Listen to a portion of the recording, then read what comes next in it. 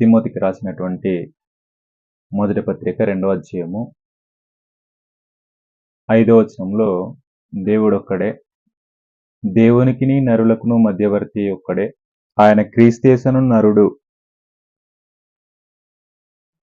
6వ వచనంలో ఈయన అందరి కొరకు విమోచన క్రయధనముగా తను తానే సమర్పించుకొనెను, దీనిని గూర్చిన సాక్ష్యము యుక్త కాలముల యందు ఇయ్యబడెను. ఈ యొక్క వాక్యం అనుసరించి ఒక సమయం ముందు లోతైనటువంటి సంగతులను మనము ఆలోచన చేస్తాం. ఈ యొక్క సమయం ముందు మనం ఆలోచించబోయేటటువంటి అంశము, మధ్యవర్తి లేకుండా దేవుని చేరగలవా? మధ్యవర్తి లేకుండా దేవుని చేరగలవా? ఈ కాలంలో మనుషులు దేవుని చేరడానికి అనేక మార్గాలు వెతుకుతున్నారు. కొందరు పుణ్యకార్యాలు చేస్తూ, కొందరు మనుషులు మధ్యవర్తిత్వంను బట్టి, మరికొందరు సాంప్రదాయాలను అలాగూ ఆధారపడుతూ ఉంటారు. కానీ పరిశుద్ధ గ్రంథం మనకు స్పష్టంగా చెప్తుంది, దేవుడొక్కడే, దేవునికిని నరులకును మధ్యవర్తియు ఒక్కడే, ఆయన క్రీస్తేసును నరుడు అనే విషయాన్ని మనకు గ్రంథం తెలియజేస్తుంది. కాబట్టి మనిషిని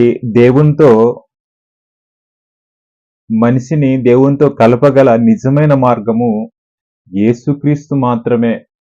యేసుక్రీస్తు మాత్రం.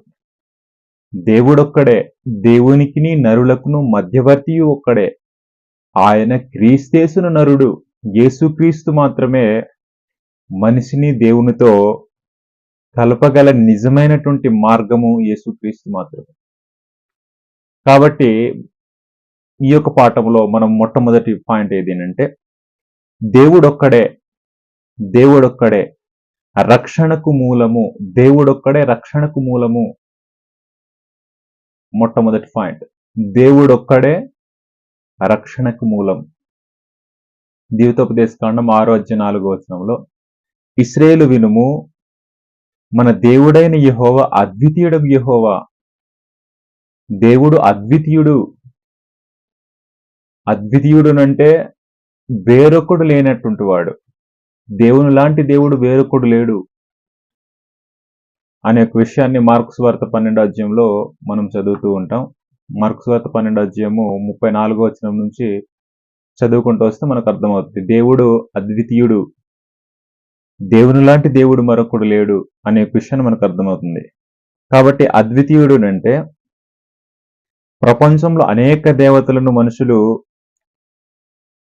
ఊహించుకున్న సత్యమైన దేవుడు ఒక్కడే. చాలా జాగ్రత్తగా గమనించాలి. ప్రపంచంలో అనేక దేవతలను మనుషులు ఊహించుకున్న సత్యమైన దేవుడు ఒక్కడే. యోహాను సువార్త 17వ అధ్యాయము 3వ వచనంలో, అద్వితీయ సత్యదేవుడు అయిన నిన్నును. అద్వితీయ సత్యదేవుడు, దేవుడు అద్వితీయ సత్యదేవుడు. ప్రపంచంలో అనేక దేవతలను మనుషులు ఊహించుకున్న సత్యమైన దేవుడు ఒక్కడే, అద్వితీయ సత్యదేవుడు ఒక్కడే. ఆయన పవిత్రుడు, పరిశుద్ధుడు, న్యాయవంతుడు, ప్రేమస్వరూపి, ప్రేమ గలవాడు అనే విషయాన్ని మనము గ్రహించాలి. మనిషి పాపం వల్ల దేవునికి దూరం అయ్యాడు. ఎలా దూరం అయ్యాడునంటే, రోమీలకు రాసిన పత్రిక 3వ అధ్యాయము 23వ వచనంలో, భేదమేమీ లేదు, అందరూ పాపం చేసి దేవుడు అనుగ్రహించి మహిమను పొందలేకపోతున్నారు అనే ఒక మాటను మనం చదువుతాం. కాబట్టి అందరూ పాపం చేసి దేవునికి దూరం అవడం జరిగింది. మనిషి పాపం వలన దేవునికి దూరం అయ్యాడు. పాపము చేసిన వ్యక్తి దేవునికి దూరం అయ్యాడు. కాబట్టి పాపైన మనిషి పరిశుద్ధుడైన దేవుణ్ణి చేరలేడు. అందుకే మధ్యవర్తి అవసరం. కాబట్టి మనము మొట్టమొదటి పాయింట్ ఏం ఆలోచన చేసామనంటే దేవుడు ఒక్కడే రక్షణకు మూలము. దేవుడు ఒక్కడే రక్షణకు మూలం. దేవుడు లాంటి దేవుడు వేరొకడు లేడు, ఒక్కడే దేవుడు. ఆ ఒక్కడైనటువంటి దేవునికి, పరిశుద్ధుడైన దేవునికి మానవునితో సంబంధం కలుపుకోవటానికి మధ్యవర్తిత్వం అవసరము. ఎందుకనంటే మనుషుడు పాపము చేసి పాపం వలన దేవునికి దూరమయ్యాడు, శాశ్వతంగా దూరమయ్యాడు. ఆ దూరమైనటువంటి వ్యక్తిని దగ్గర చేయాలి అంటే మధ్యవర్తి అవసరము. ఆ మధ్యవర్తి ఎవరునంటే ఒక్కడే. ఆ మధ్యవర్తి ఎవరునంటే యేసుక్రీస్తు అని మనం చదువుకున్నాం. దేవుడొక్కడే, దేవునికి నరులకును మధ్యవర్తి ఒక్కడే. ఆయన క్రీస్తు నరుడు. పరిశుద్ధుడైనటువంటి దేవునికి, పాత అయినటువంటి మానవునికి సత్సంబంధము కలిగి ఉండటానికి, ఇద్దరిని సమాధానపరచడానికి మధ్యవర్తి అవసరము. కాబట్టి దేవుడొక్కడే రక్షణకు మూలము. దేవుడొక్కడే రక్షణకు మూలం. రెండో పాయింట్, మధ్యవర్తి అవసరం ఎందుకు? మధ్యవర్తి అవసరం ఎందుకు?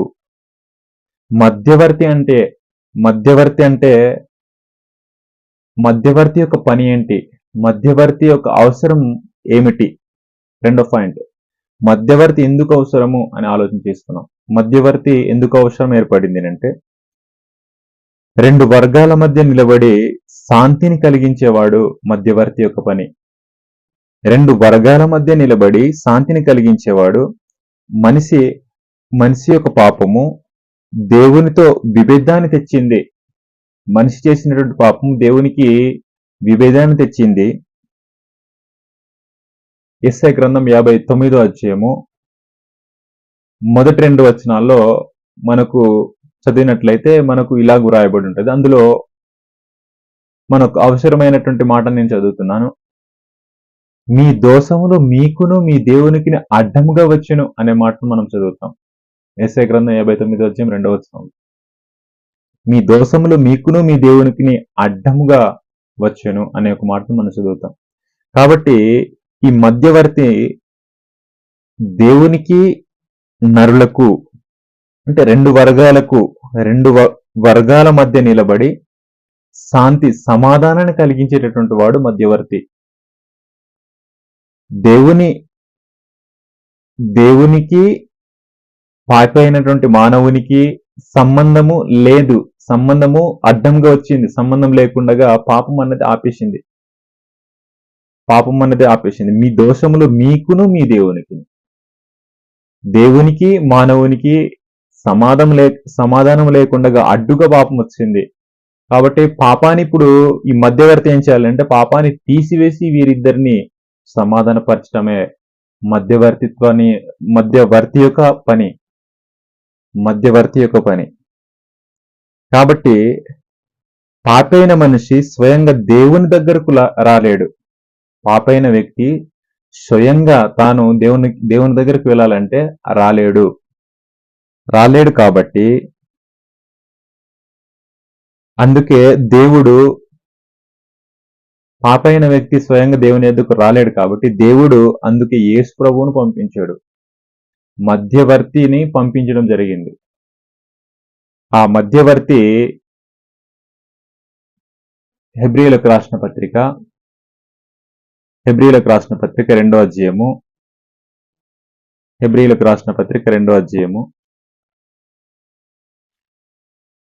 11వ వచనంలో ఇలాగూ వ్రాయబడి ఉంది. 11, 12 వచనాలు.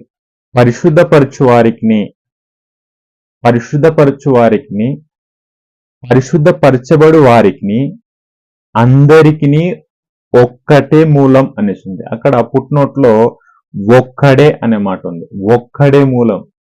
పరిశుద్ధపరచాలన్న దేవునికి, పరిశుద్ధపరచబడాలన్న మానవునికి ఒక్కడే మూలం. ఆ ఒక్కడెవరునంటే మధ్యవర్తి. దేవునికి నరులకును మధ్యవర్తి.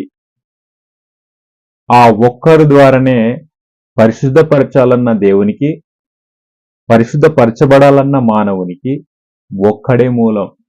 ఆయన మధ్యవర్తి. ఆ మధ్యవర్తి యొక్క పని ఏమిటంటే దేవునికి నరులకు సమాధానం, దేవునికి నరులకును రెండు వర్గాల మధ్య నిలబడి సమాధానపరచడమే మధ్యవర్తి యొక్క పని. కాబట్టి మనం చాలా జాగ్రత్తగా గమనించాలి. ఇప్పటికి 2 పాయింట్లు ఆలోచన చేసాము.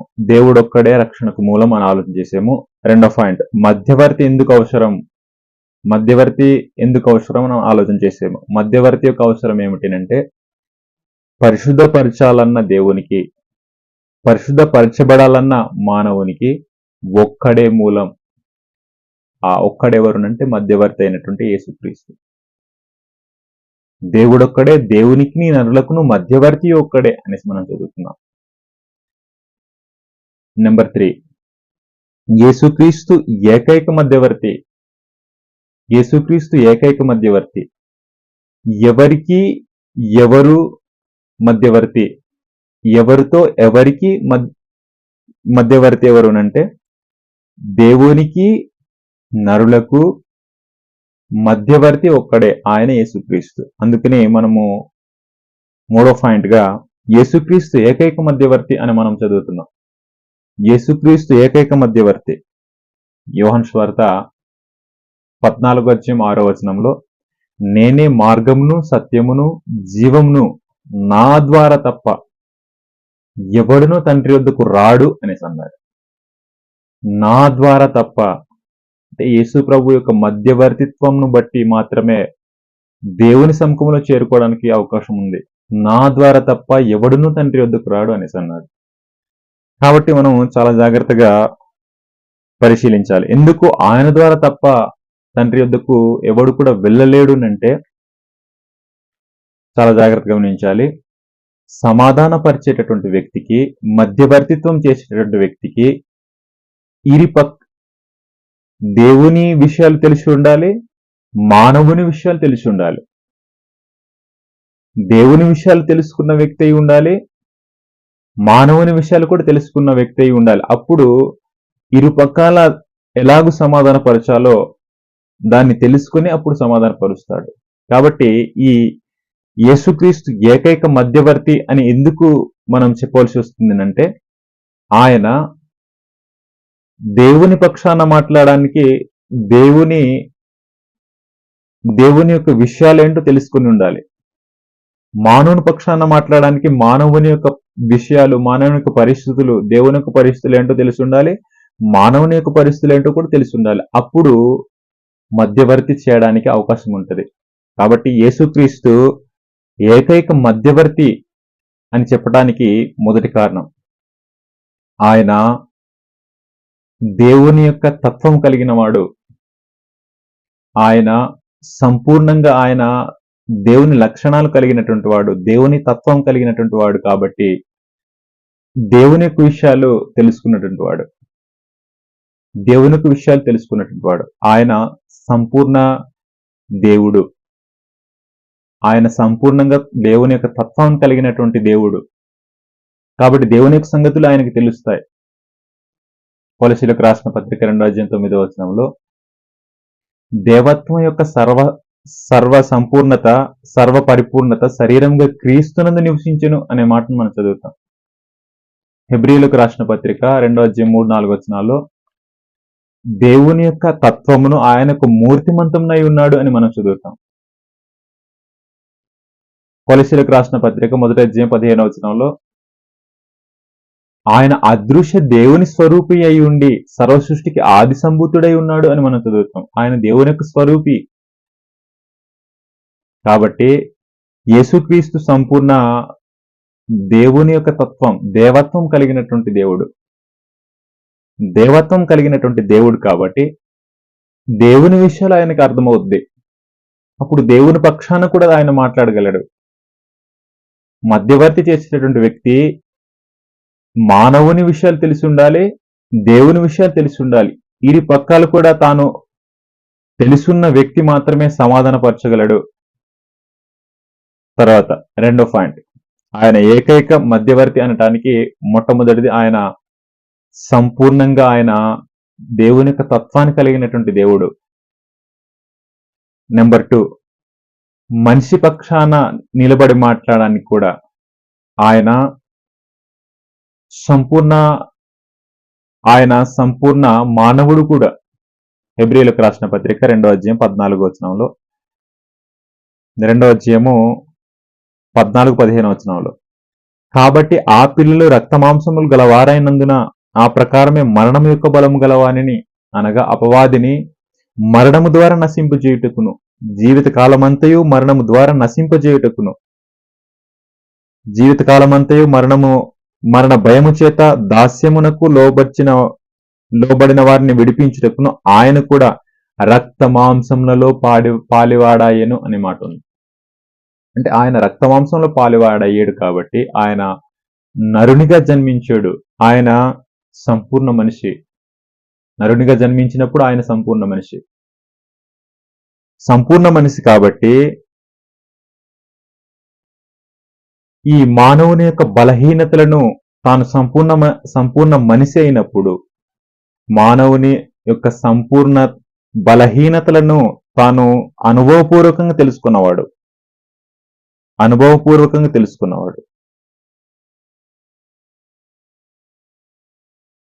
హెబ్రీయులకు రాసిన పత్రిక 4వ అధ్యాయం 15వ వచనంలో, మన ప్రధాన యాజకుడు మన బలహీనతల యందు మనతో సహానుభావము లేనివాడు కాడు గాని సమస్త విషయములలో మన వలనే శోధింపబడినను ఆయన పాపము లేనివాడుగా ఉన్నాడు అనిసింది. అంటే తాను అనుభవపూర్వకంగా, తాను సంపూర్ణ మనిషి, మానవుని యొక్క బలహీనతలను సంపూర్ణంగా తాను తెలుసుకున్నవాడై ఉన్నాడు. సంపూర్ణ మానవుడై జీవించినప్పుడు మానవుని యొక్క బలహీనతలను తాను అనుభవపూర్వకంగా తెలుసుకున్నటువంటి వాడు.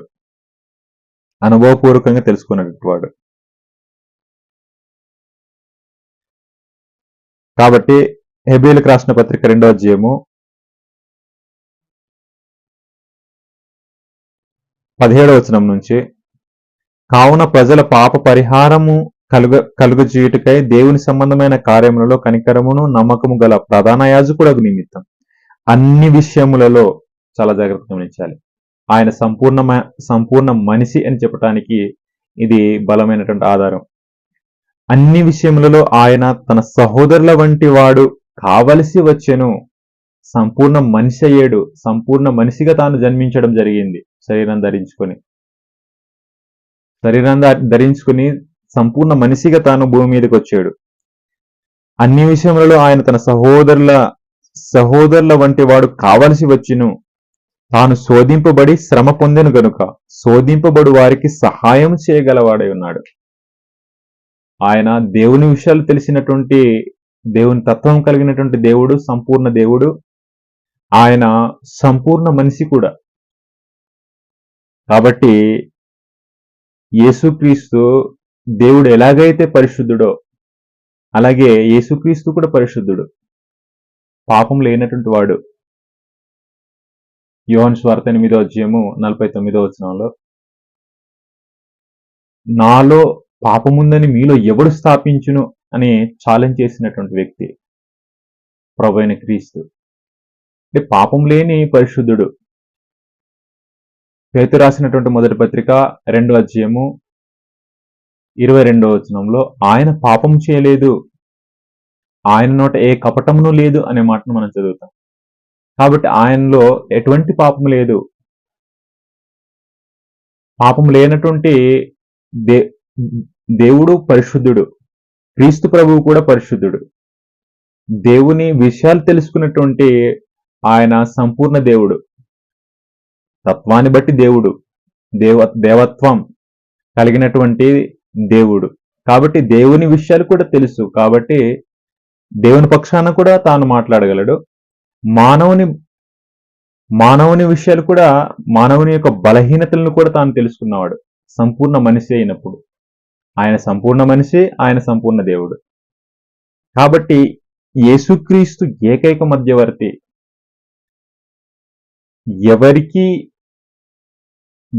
ఎవరెవరికి మధ్యవర్తి అంటే దేవునికి నరులకు మధ్యవర్తి యేసుక్రీస్తు. దేవునికి నరులకు మధ్యవర్తి యేసుక్రీస్తు. కాబట్టి యేసుక్రీస్తు ఏకైక మధ్యవర్తి.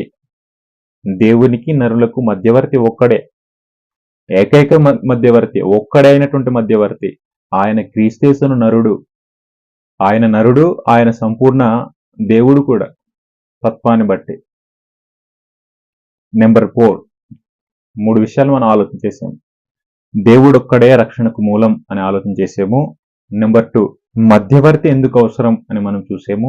నెంబర్ 3, యేసుక్రీస్తు ఏకైక మధ్యవర్తి అని చూసాము. నెంబర్ 4 ఏమిటంటే విమోచన క్రయధనముగా తను తానే సమర్పించుకొనెను. మధ్యవర్తి ఏం చేశాడు అంటే విమోచన క్రయధనముగా తను తాను ఏం చేసుకున్నాడు, సమర్పించుకున్నాడు. తాను ఎందుకు విమోచన క్రయధనముగా తను తాను సమర్పించుకున్నాడు అంటే పరిశుద్ధపరచబడు వారికి, పరిశుద్ధపరచు వారికి, పరిశుద్ధపరచబడు వారికి, పరిశుద్ధపరిచే దేవునికి, పరిశుద్ధపరచబడే మానవులు పరిశుద్ధపరచబడాలి అంటే యేసు ప్రభు తన యొక్క ప్రాణాన్ని ఏం చేసాడు అంటే క్రయధనంగా ఇచ్చేసాడునంట. పాపానికి ధరాన్ని చెల్లించాడు. విమోచన క్రయధనం అంటే బానిసత్వం నుండి విడిపించడానికి చెల్లించేటటువంటి ధర. మానవులు ఏ భేదం లేదు. రోమీలకు రాసిన పత్రిక 3:23 ఏ భేదం లేదు, అందరూ పాపం చేసి అనేసి, అందరూ పాపం చేశారు. యోహాను సువార్త 8:34 పాపం చేయి ప్రతివాడు పాపమునకు దాసుడని మీతో నిశ్చయంగా చెప్తున్నాను అనేసి అన్నాడు.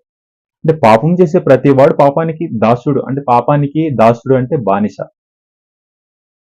ఇప్పుడు పాపానికి బానిసైన వారిని గురించి యేసు ప్రభు వారు విమోచన అంటే విడిపించటానికి క్రయధనాన్ని చెల్లించాడు. బానిసత్వము నుండి విడిపించడానికి చెల్లించేటటువంటి ధర విమోచన క్రయధనం. మనిషి పాపానికి బానిస, మనిషి మరణానికి బానిస, మనిషి శాపానికి బానిస. పాపము నుంచి, మరణము నుంచి, శాపం నుంచి ప్రభు అయిన యేసుక్రీస్తు వారు విమోచన క్రయధనంగా తను తాను అప్పగించుకునేను అనే ఒక మాటను మనం చదువుతున్నాం. అప్పగించుకున్నాడు. ఎలాగ అప్పగించుకున్నాడు అంటే మనుషులందరూ పాపులుగా జీవిస్తుంటే, మనుషులందరూ పాపం చేసి జీవిస్తుంటే పాపం వలన వచ్చేటటువంటి జీతము మరణం. రోమీలకు రాసిన పత్రిక 6:23 పాపం వల్ల వచ్చే జీతము మరణము అనే మాటను మనం చదువుతాం. కాబట్టి అందరూ కూడా మరణానికి లోనయ్యారు. పాపం చేసి పాపమునకు బానిసయ్యారు. పాపం చేసిన వాడు మరణానికి లోనయ్యాడు, మరణానికి బానిసయ్యాడు. మరణానికి బానిస అయినటువంటి వాడు శాపానికి బానిసయ్యాడు. ఈ 3 బానిసల నుంచి విడిపించేటటువంటి, విమోచించేటటువంటి, చెల్లించేటటువంటి ధర విమోచన క్రయధనం. ఆ ధరను ప్రభువైన యేసుక్రీస్తు చెల్లించడానికి వచ్చాడునంట. మార్కు సువార్త 10:45 మనిషి కుమారుడు పరిచారం చేయించుకున్నట్టుకు రాలేదు గాని పరిచారం చేయుటకును అనేకుల కొరకు విమోచన క్రయధనముగా తన ప్రాణం నిచ్చుటకు వచ్చెను అనేసి అన్నాడు. అనేకుల కొరకు తాను విమోచన క్రయధనముగా తన ప్రాణం ఇవ్వడానికి వచ్చాడు. నెంబర్ 5 అయితే చాలా జాగ్రత్తగా గమనించాలి. నెంబర్ 5 యేసు తను తానే సమర్పించుకున్నాడు. ఎవరు యేసు ప్రభువును బలవంతం చేయలేదు. 4వ పాయింట్ మనం ఆలోచన చేసాము. నెంబర్ 4 విమోచన క్రయధనంగా తను తాను సమర్పించుకునేను అని మనం చదువుకున్నాం. నెంబర్ 5 యేసు తను తానే సమర్పించుకున్నాడు. అంటే ఇష్టపూర్వకంగా, బలవంతం లేకుండా తాను అర్పించుకున్నాడు. యేసు బలవంతంగా చనిపోలేదు. యేసు ప్రభు బలవంతంగా చనిపోలేదు. తను ఇష్టపూర్వకంగా తన యొక్క ప్రాణాన్ని అర్పించాడు. అంటే యోహాను సువార్త 10:18 నా ప్రాణమును నేనే అర్పించున్నాను అనే మాట ఉంటుంది. నా ప్రాణము నేనే అర్పించున్నాను. ఇష్టపూర్వకంగా తన యొక్క ప్రాణాన్ని అర్పించడం జరిగింది. రోమీలకు రాసిన పత్రిక 5:8 మనము పాపులమై ఉండగానే క్రీస్తు మన కొరకు చనిపోయాను అనే మాట మనం చదువుతాం. యోహాను సువార్త 5:8. కాబట్టి చాలా జాగ్రత్తగా మనసు పెట్టాలి. దేవుని ఇందులో మనము చాలా జాగ్రత్తగా గ్రహించాలి. ఇందులో ప్రభువైన యేసుక్రీస్తు అర్పించుకున్న దాంట్లో సిలువలో దేవుని యొక్క న్యాయం కనిపించింది.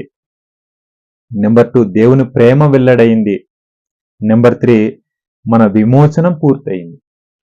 కలవరి శిలువలో ప్రభువైన యేసుక్రీస్తు తను తాను సమర్పించుకున్నప్పుడు కలవరి శిలువలో ఏం మనకు కనిపిస్తుంది అంటే దేవుని న్యాయం కనిపించింది, దేవుని ప్రేమ వెల్లడైంది, మన విమోచనం పూర్తయింది. నెంబర్ 6 అందరి కొరకు రక్షణ అందరికి అందుబాటులో ఉంది. అందరి కొరకు రక్షణ అందరికి అందుబాటులో ఉంది. యేసు కొందరి కొరకే కాదు. యేసు ప్రభు వారు తాను చనిపోయింది కొందరి కొరకే కాదు, అందరి కొరకు తను చనిపోయాడు. కొందరి కొరకు అంటే ఇప్పుడు ధనవంతుల కొరకు అందరి కొరకు చనిపోయాడు, కొందరి కొరకు కాదు, అందరి కొరకు. ధనవంతుల గురించి చనిపోయాడు, పేదవాడు గురించి చనిపోయాడు, విద్యావంతుని గురించి, ఒక పాపి అయినటువంటి వ్యక్తిని గురించి, యూదుని గురించి, అన్యుని గురించి, అందరికి ఆయన రక్షకుడు. అందరికి ఆయన రక్షకుడు.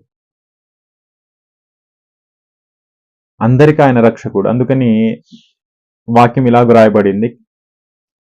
తిమోతికి రాసినటువంటి మొదటి పత్రిక 1:15 పాపులను రక్షించుటకు క్రీస్తేసు లోకమునకు వచ్చినను వాక్యము నమ్మదగినది, పూర్ణ అంగీకారమునకు యోగ్యమునై ఉన్నది. అట్టి వారిలో నేను ప్రధానుడను అని సార్.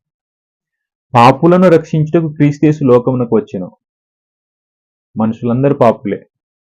ఆ పాపులైన వారిని రక్షించడానికే క్రీస్తు ప్రభు లోకానికి వచ్చాడు. కాబట్టి లోకానికి వచ్చి ఆయన రక్షకుడు, ఆయన అందరికి రక్షకుడు. 1 యోహాను పత్రిక 4:14 ఇలాగ రాయబడి ఉంది. మరియు తండ్రి తన కుమారుని లోక రక్షకుడుగా ఉండుటకు పంపియునుట మేము చూచి సాక్ష్యం ఇచ్చున్నాము అని అన్నాడు. తండ్రి ప్రభువైన యేసుక్రీస్తును లోక రక్షకుడుగా ఉండటానికి పంపియుండుట మేము చూచి సాక్ష్యం ఇచ్చున్నాము అని అన్నారు అపొస్తలులు. కాబట్టి చాలా జాగ్రత్తగా గమనించాలి. యేసుక్రీస్తు అందరి కొరకు తాను చనిపోయాడు. అందరి కొరకు రక్షణ అందరికి అందుబాటులో ఉండటానికి అందరి కొరకు తాను చనిపోయాడు. తండ్రి తన కుమారుని లోకరక్షకుడుగా ఉండుటకు పంపించాడు. కాబట్టి ఇందులో మనం గ్రహించవలసింది ఏమిటంటే దేవుడు తన కుమారుడైన యేసుక్రీస్తును లోకరక్షకుడుగా ఉండటానికి, లోకానందరినీ రక్షించటానికి అందరి కొరకు తాను మరణించాడు. ఇప్పుడు రక్షణ అనేది అందరికీ అందుబాటులో ఉంది. దేవుడు లోకాన్ని ఎంతగానో ప్రేమించి యోహాను సువార్త 3:16 దేవుడు లోకమును ఎంతో ప్రేమించెను అని చెప్పాడు. దేవుడు లోకమును ఎంతో ప్రేమించెను కాగా తన అద్వితీయ కుమారునిగా పుట్టిన వాని యందు విశ్వాసముంచు ప్రతి వాడును నశింపక నిత్యజీవం పొందవలనని ఆయనను అనుగ్రహించెను అనే మాట మనం చదువుతాం. కాబట్టి చాలా జాగ్రత్తగా గ్రహించాలి. దేవుడు లోకమును ఎంతో ప్రేమించాడు, కానీ రక్షణను వ్యక్తిగతంగా ఏం చేయాలంటే స్వీకరించాలి.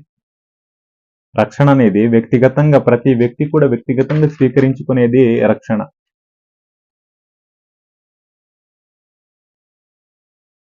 నెంబర్ 7 యుక్త కాలంలో సాక్ష్యం. యుక్త కాలంలో సాక్ష్యం ఏమిటంటే దేవుడు నిర్ణయించిన సమయంలో సువార్త అన్నది ప్రకటింపబడింది. ఇప్పటికీ దేవుడు తన సాక్ష్యాన్ని ఇస్తూ ఉన్నాడు. ఎలాగిస్తున్నాడు దేవుడు తన యొక్క సాక్ష్యాన్ని? యుక్త కాలంలో యందు అంటే అంత్యకాలంలో యందు, అంత్య దినముల యందు అనే మాటను మనం గ్రంథంలో చదువుతూ ఉంటాం. అంటే చివరి కాలము, అంటే ధర్మశాస్త్రం అంతమయ్యే కాలము, క్రొత్త నిబంధన ప్రారంభ దినాల్లో అది అంత్యకాలము. గలతీలకు రాసిన పత్రిక 4వ అధ్యాయం 4వ వచనంలో ఇలాగూ వ్రాయబడి ఉంది. గలతీ పత్రిక 4వ అధ్యాయం 4వ వచనం. గలతీలకు రాసిన పత్రిక 4వ అధ్యాయం 4వ వచనంలో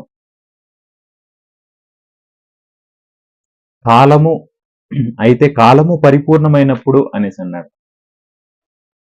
కాలము పరిపూర్ణమైనప్పుడు దాన్ని యుక్త కాలం అనేసి అనొచ్చు. యుక్త కాలంలో దేవుని యొక్క సాక్ష్యం.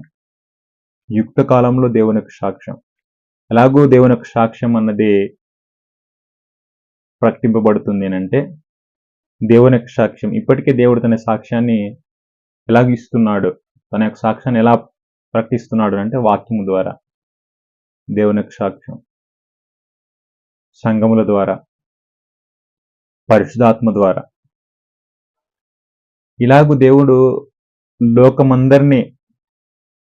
లోకంలో ఉన్నటువంటి అందరికీ కూడా రక్షణ అన్నది అందుబాటులో ఉంచాడు. అందుబాటులో ఉంచినటువంటి రక్షణను ప్రతి ఒక్క వ్యక్తి కూడా వ్యక్తిగతంగా స్వీకరించి, రక్షణను వ్యక్తిగతంగా స్వీకరించి ఆ వాక్యము ద్వారా ప్రకటింపబడినటువంటి రక్షణను, సంఘము ద్వారా ప్రకటింపబడినటువంటి రక్షణను, పరిశుద్ధాత్మ ద్వారా ప్రకటింపబడినటువంటి రక్షణను విని, కొరింథీయులకు రాసిన 2వ పత్రిక 6వ అధ్యాయం 2వ వచనంలో ఇదే అనుకూల సమయము, ఇదే రక్షణ దినము అనేసి అన్నాడు. ఇదే రక్షణ దినము అనేసి అన్నాడు.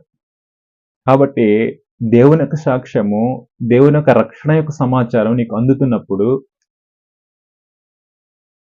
నువ్వు ఏ రోజైతే వాక్యాన్ని విని గ్రహించావో ఆ దినమే రక్షణ దినము.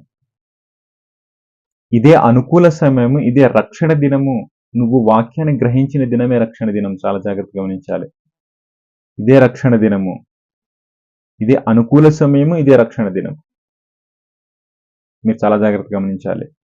రేపు కాదు, ఈ రోజే నిర్ణయం తీసుకోవాలి. ఈ రోజు, ఏ రోజైతే నువ్వు వాక్యం నువ్వు అర్థం చేసుకుంటావో, వాక్యాన్ని నువ్వు గ్రహిస్తావో ఆ రోజే నిర్ణయించుకోవాలి. ఆ రోజే నిర్ణయించుకోవాలి. కాబట్టి ఆ రోజే మనం ఏం చేయాలంటే నిర్ణయించుకొని ఒక నిర్ణయంలోనికి రావాలి.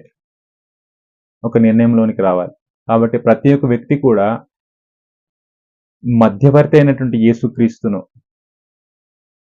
తెలుసుకొని, ఇప్పటి వరకు మనము 7 విషయాలను ఆలోచన చేసాము. మొట్టమొదటిది, దేవుడొక్కడే రక్షణకు మూలం. నెంబర్ 2, మధ్యవర్తి ఎందుకు అవసరము? ఆ ఒక్కడైనటువంటి దేవునికి పాపులైనటువంటి మానవులకి మధ్యవర్తి అనేది ఎందుకు అవసరం ఏర్పడింది? ఆ మధ్యవర్తి యొక్క అవసరం ఎందుకు అనేసి మనం ఆలోచన చేసాం. 2వ పాయింట్. 3వ పాయింట్గా, యేసుక్రీస్తు ఏకైక మధ్యవర్తి. యేసుక్రీస్తు మాత్రమే ఏకైక మధ్యవర్తి అని ఆలోచన చేసాం. నెంబర్ 4, విమోచన క్రయధనంగా తను తాను సమర్పించుకునేను అని మనం చదువుకున్నాం. నెంబర్ 5, యేసుక్రీస్తు తను తాను సమర్పించుకునేను అనే ఒక విషయాన్ని మనం చదువుకున్నాం. నెంబర్ 6, అందరి కొరకు రక్షణ అందరికీ అందుబాటులో దేవుడు ఉంచాడు అనే విషయం చదువుకున్నాం. నెంబర్ 7, యుక్త కాలంలో దేవుని యొక్క సాక్ష్యం. స్వార్థ ద్వారా, సంఘముల ద్వారా, పరిశుద్ధాత్మ ద్వారా సాక్ష్యాన్ని ప్రకటిస్తున్నప్పుడు, దేవుని యొక్క రక్షణ యొక్క సమాచారాన్ని మనం చాటిస్తున్నప్పుడు, ఆ రక్షణ యొక్క సమాచారాన్ని గ్రహించిన యొక్క దినమందే రక్షణ దినం. ఇదే అనుకూల సమయం, ఇదే రక్షణ దినం. రేపు కాదు, ఈ రోజే నిర్ణయం తీసుకోవాలి. ఏ రోజైతే వాక్యం అర్థమవుతుందో ఆ రోజే నిర్ణయం తీసుకోవాలి. నిర్ణయం తీసుకొని మన యొక్క ఆత్మను పరిశీలించుకోవాలి. నేను నిజంగా యేసును నా మధ్యవర్తిగా నమ్ముతున్నాను.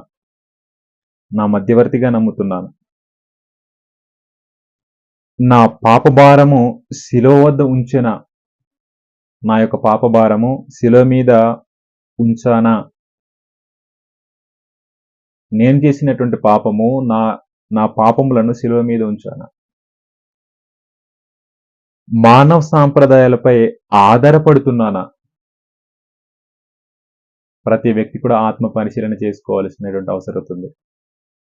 యేసు చెల్లించిన క్రయధనాన్ని గౌరవిస్తూ జీవిస్తున్నానా? ప్రభువైన యేసుక్రీస్తు వారు మనల్ని విడిపించడానికి క్రయధనంగా తన యొక్క ప్రాణాన్ని పెట్టాడు. ఆ పెట్టినటువంటి ప్రాణానికి నేను గౌరవిస్తూ జీవిస్తున్నానా? ప్రతి వ్యక్తి కూడా ఆలోచన చేసుకోవాలి. ఆత్మ పరిశీలన చేసుకోవాలి. మనిషి దేవుని చేరేందుకు చాలా జాగ్రత్తగా గమనించాలి. మనిషి దేవుని చేరేందుకు మతం సరిపోదు. మనిషి దేవుని చేరేందుకు మతం సరిపోదు. మంచి పనులు సరిపోవు. దేవుని చేరడానికి మంచి పనులు సరిపోవు.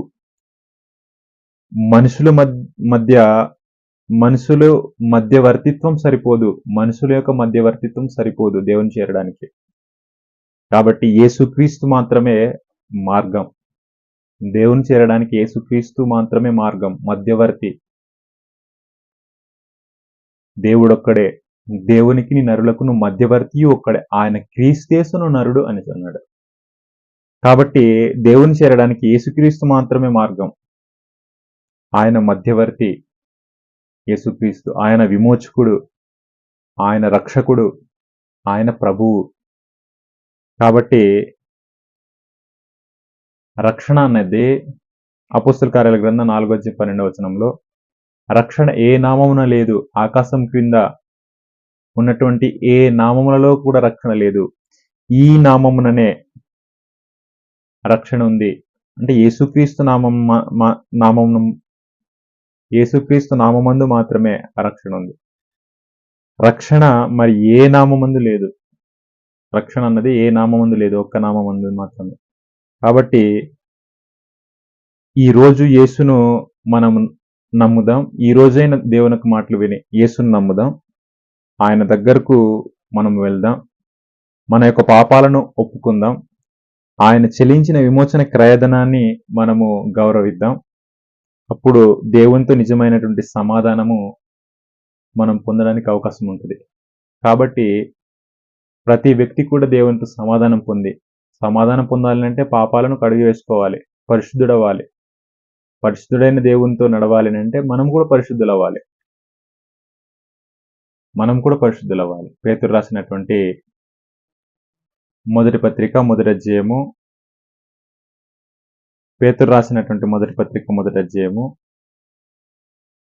14-16 ఇలాగూ వ్రాయబడి ఉంది. పేతురు రాసిన మొదటి పత్రిక మొదటి అధ్యాయం 14-16 నేను పరిశుద్ధుడనై ఉన్నాను గనుక దేవుడు అంటున్నాడు, నేను పరిశుద్ధుడై ఉన్నాను గనుక మీరును పరిశుద్ధులై ఉండుడని వ్రాయబడి ఉన్నది. నేను పరిశుద్ధుడై ఉన్నాను గనుక మీరును పరిశుద్ధులై ఉండవలనని వ్రాయబడి ఉన్నది. కాగా మీరు విధేయులైన పిల్లలై మీ పూర్వపు అజ్ఞాన దశలో మీకుండిన ఆశలను అనుసరించి ప్రవర్తింపక మిమ్మును పిలిచినవాడు పరిశుద్ధుడై ఉన్న ప్రకారము, మనల్ని పిలిచినటువంటి దేవుడు పరిశుద్ధుడై ఉన్న ప్రకారము మీరును సమస్త ప్రవర్తన యందు పరిశుద్ధులై ఉండుడి అని అన్నాడు. కాబట్టి మనము దేవునితో సమాధాన పడాలి అంటే పరిశుద్ధులవ్వాలి. పరిశుద్ధులయ్యి సమాధానపడి దేవునితో సమాధాన పడాలి అంటే మధ్యవర్తి యొక్క అవసరం అన్నది మనకుంది. కాబట్టి ఒక దినమందు మనము ఆలోచించినటువంటి అంశం ఏదేనంటే మధ్యవర్తి లేకుండా దేవుణ్ణి చేరగలమా అనే ఒక అంశాన్ని మనం చదివాము. మధ్యవర్తి లేకుండా దేవుని చేరలేము అనే విషయాన్ని ఈ యొక్క దినమందు మనము చాలా స్పష్టంగా గ్రహించడం జరిగింది. కాబట్టి మధ్యవర్తి లేకుండా దేవుని ఏ వ్యక్తి కూడా చేరలేడు. యోహాను సువార్త 14:6 యేసు ప్రభు అంటున్నాడు, నేనే సత్యమును మార్గమును జీవమును, నా ద్వారా తప్ప ఎవడునూ తండ్రి యొద్దకు రాలేడు అని అన్నాడు. కాబట్టి తండ్రి యొద్దకు చేరుకోవాలంటే మధ్యవర్తి ద్వారా మాత్రమే. మధ్యవర్తి లేకుండా దేవుని చేరలేము. మధ్యవర్తి లేకుండా దేవుని చేరగలమా అనేసి అంటే చేరలేము. దానికి సమాధానం మధ్యవర్తి లేకుండా దేవుని యొద్దకు చేరలేము. దేవుని యొద్దకు చేరాలి అంటే మధ్యవర్తి యొక్క అవసరం ఉంది. మధ్యవర్తి లేనిది మనం దేవుని సముఖంలో చేరలేం. కాబట్టి దేవుడొక్కడే. దేవునికిని, నరులకును మధ్యవర్తియు ఒక్కడే. ఆయన క్రీస్తేసును నరుడు అనే ఒక విషయాన్ని మనం ఈ యొక్క సమయమందు చదువుకున్నాం. కాబట్టి ఈ యొక్క విషయాలను మీ మనసులో ఉంచుకోవాలని శ్రద్ధగా ఓపికతో విని మీ అందరికీ ప్రభువైన యేసుక్రీస్తు నామమున నా యొక్క ప్రత్యేకమైనటువంటి వందనాలు సమర్పించుకుంటూ ముగిస్తూ ఉన్నాను. మీ అందరికీ నా యొక్క వందనాలు.